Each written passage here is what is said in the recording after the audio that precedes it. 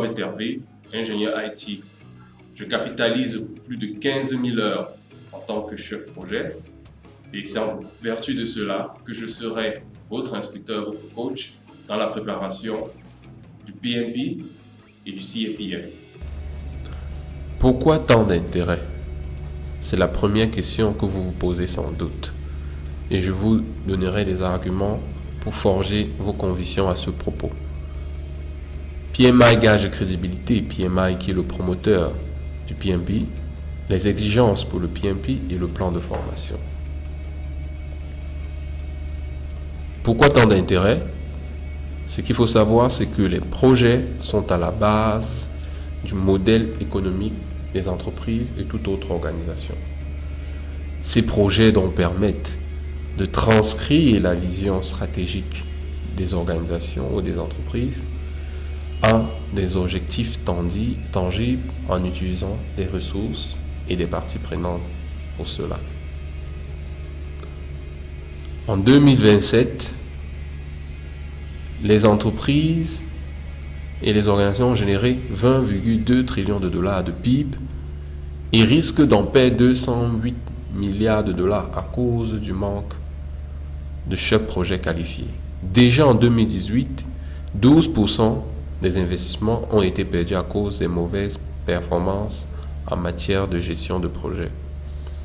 C'est pour ces raisons que KPMG, dans ses études, nous montre que 31% d'organisations livrent les projets dans les délais, 29% dans le budget et 33% parviennent à atteindre les objectifs de rentabilité qu'ils se sont fixés au préalable.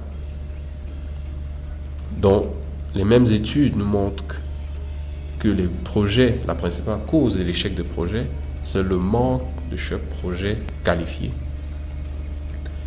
Et les autres causes que vous voyez dans ce graphe, notamment la mauvaise gestion des ressources, la mauvaise gouvernance, tous sont liés notamment à la maîtrise de la gestion des projets.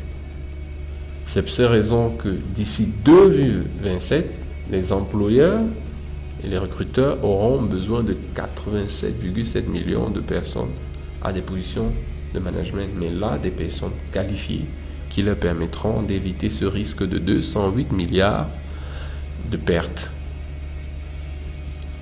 C'est pour cette raison que PMI, fondé en 2019, établit des standards normalisés, tels que le PMBOK, je vous expliquerai, qui est constitué et qui a la contribution de près de 2 millions de professionnels de par le monde.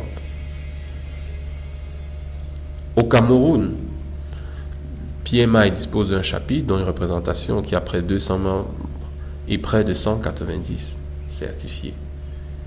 Voilà toutes les certifications que PMI offre, notamment CAPM, PMP, les gestionnaires de portefeuille, les gestionnaires de programme, les spécialistes en risque, les spécialistes en planification, des spécialistes en business analysis, ce qu'on appelle en fait le montage des affaires, le montage des projets, et des praticiens de Agile.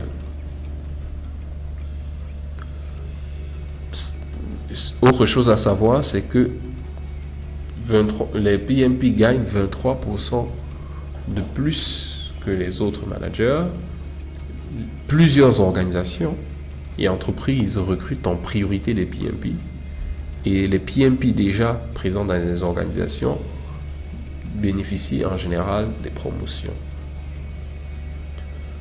Les exigences, c'est quoi? D'abord l'examen en lui-même, qui est très exigeant, qui est 200 questions situationnelles, dont dans une durée de 4 heures, et dont les résultats ne vous sont pas souvent communiqués.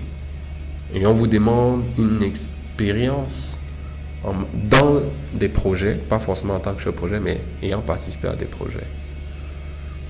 Donc, les procédures d'admissibilité, première chose, il faut d'abord adhérer à PMI, dont le lien est là, collecter et classer les projets dont vous avez participé, découper ces projets par groupe de processus et les décrire entre 300 et 500 caractères. Par la suite, il faut informer vos références de votre procédure. PMP va tester votre maîtrise du connaissance du PMBOK, donc de son standard, qui est ici, les 5 groupes de processus, les 10 domaines de connaissances. Tout cela, on vous décrira par la suite. Votre compréhension de plusieurs concepts utilisés pour décrire les processus, votre habilité à utiliser des formules particulières et votre habilité à appliquer les 49 processus dans différentes situations. Ce que le PMP ne teste pas, il ne teste pas votre expérience en matière de management de projet, votre culture générale, votre maîtrise et connaissances métiers, notamment des connaissances soit en médecine, soit en informatique, soit en construction ou en finance. Non, c'est pas ce qui est demandé. Tout est lié au management de projet. Et la maîtrise des logiciels et outils particuliers. Enfin, voilà le cours tel qu'il vous est présenté. C'est un cours qui se décline en 27. C'est une formation qui se décline en 27 cours, dont le cours 1 qui vous présente juste le standard PMI qui est le PMBOK et son cadre, l'environnement de projet, le rôle du chef de projet lui-même. Et par la suite, on entre dans les 10 domaines de connaissances qui sont la gestion de l'intégration, la gestion du périmètre, de l'échéancier, la gestion des coûts, la gestion de la qualité, la gestion des risques, la gestion des ressources, la gestion des approvisionnements, la gestion des parties prenantes et enfin la gestion des communications. Nous parlerons aussi un peu d'éthique et de leadership puisque plusieurs outils et techniques qui seront développés durant tous les cours sont liés au leadership et à l'éthique. Et enfin, nous allons vous guider pour la préparation de l'examen, premièrement par un examen blanc sur lequel vous serez évalué, et enfin, quelques recommandations vous seront faites pour mener à bien cette préparation.